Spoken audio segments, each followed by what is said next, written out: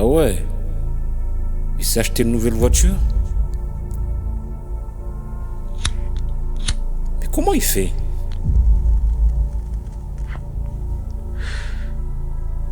La semaine dernière, je l'ai vu débarquer avec une nouvelle moto et là, cette semaine, c'est une voiture.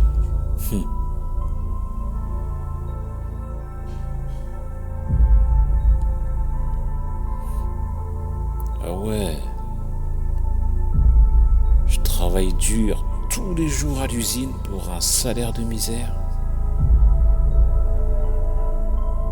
Et lui, il est là, à se pavaner comme une princesse. On sait même pas ce qu'il fait de ses deux mains, ce type. Sérieux? Regarde-le.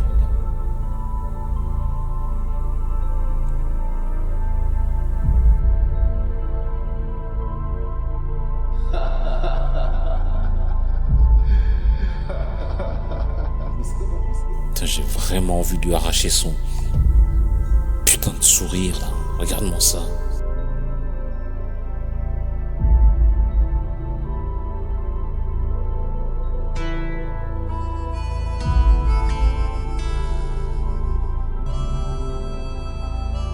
Ouais. Attends un peu.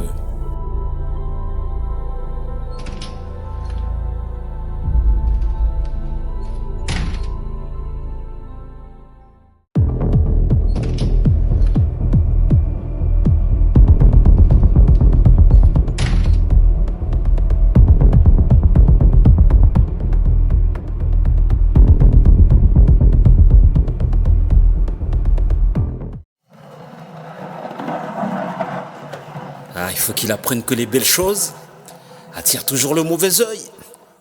N'est-ce pas? Bonjour, Lydine du Changement est en soi. Bienvenue sur cette vidéo de la série Problématiques de vie. Chaque mois, je vous présenterai un thème psychologique que vous pouvez rencontrer dans votre quotidien. Aujourd'hui, j'ai décidé de vous parler de la jalousie.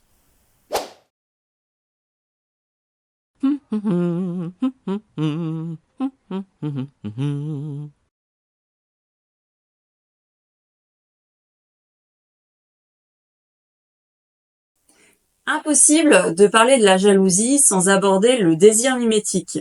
Mais qu'est-ce que c'est le désir mimétique? C'est en fait cette tendance naturelle que nous avons tous de vouloir la même chose que l'autre. Elle se manifeste dès l'enfance. On a tous pu être témoins de scènes où deux enfants se chamaillent pour le même jouet alors qu'ils sont entourés de jouets similaires tout autour. Cette théorie du désir mimétique a été mise en valeur notamment par le neuropsychiatre Jean-Michel Ougourlian. Elle a été confirmée par les recherches en neurosciences, notamment les recherches du professeur Giacomo Rizzolatti en 1960 sur des primates et des recherches plus récentes sur l'être humain depuis 2010. Ces neurosciences ont pu mettre à jour des neurones particuliers nommés les neurones miroirs. Ils s'activent aussi bien chez une personne qui effectue une action que chez une autre personne qui l'observe, d'où l'effet miroir. Ils sont à l'origine du désir mimétique. Ce désir mimétique n'est pas problématique en règle générale, il est même très utile, notamment dans le processus d'apprentissage. Quand un enfant apprend le langage, c'est par désir mimétique, en imitant ses parents ou ses proches. Or, quand le désir mimétique touche par contre un objet qui n'est pas partageable, il devient problématique et entraîne un conflit, une rivalité dite mimétique, qui est directement en lien avec la jalousie et toutes ses composantes de violence.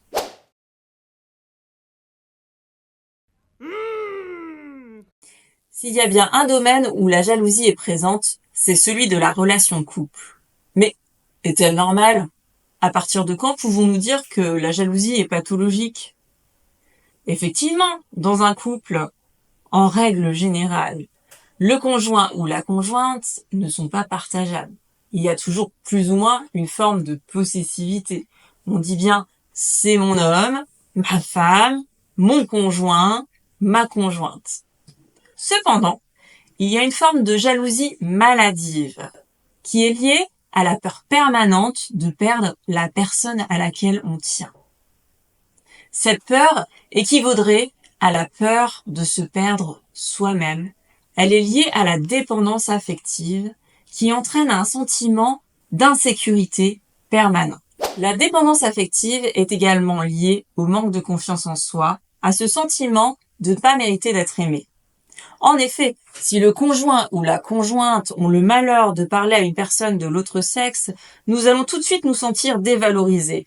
Nous allons penser que l'interlocuteur ou l'interlocutrice vaut mieux que nous, ce qui peut entraîner des comportements violents, comme des crises d'angoisse réelles ou des comportements de jalousie déplacés par rapport au contexte. La dépendance affective est en réalité liée au traumatisme de l'enfance. Elle est issue des carences affectives des parents. Afin de mieux la traiter, il faut d'abord la reconnaître pour ensuite entamer des démarches thérapeutiques. Elle ne doit pas être une fatalité.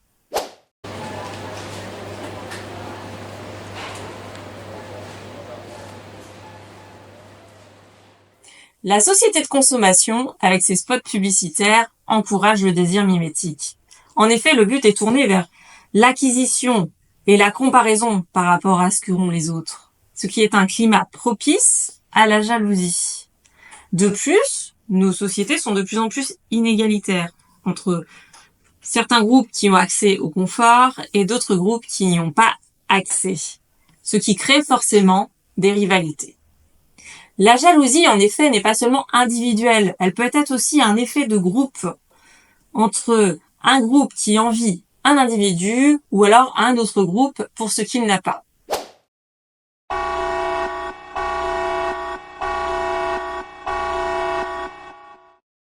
Faut-il diaboliser la jalousie? Pas du tout. Elle fait partie de notre humanité. Elle est en nous et nous ne pourrons pas la dissoudre. Au contraire, elle doit servir de signal d'alarme, comme un voyant rouge sur le tableau de bord de la voiture, qui nous amène à une meilleure connaissance de nous.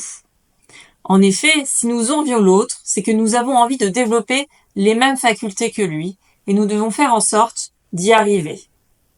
La jalousie, ainsi comprise, est plutôt positive, et doit nous emmener vers une meilleure version de nous-mêmes.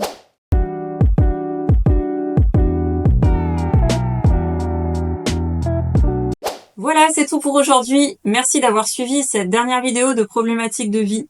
J'espère qu'elle vous a plu. Vous pouvez vous abonner à la chaîne YouTube ou à la page Facebook Le Changement est en soi. Vous pouvez également me laisser un commentaire en bas de la vidéo avec un sujet que vous souhaiteriez voir traité dans le prochain problématique de vie. Nous vous lirons avec plaisir et tâcherons de vous répondre au mieux. Je vous invite également à découvrir les vidéos de l'instant compté avec vos enfants. Sur chaque mois, vous allez avoir un conte à découvrir avec une problématique que vous pourrez traiter avec vos enfants sur la psychologie ou la philosophie. En attendant la prochaine vidéo, portez-vous bien!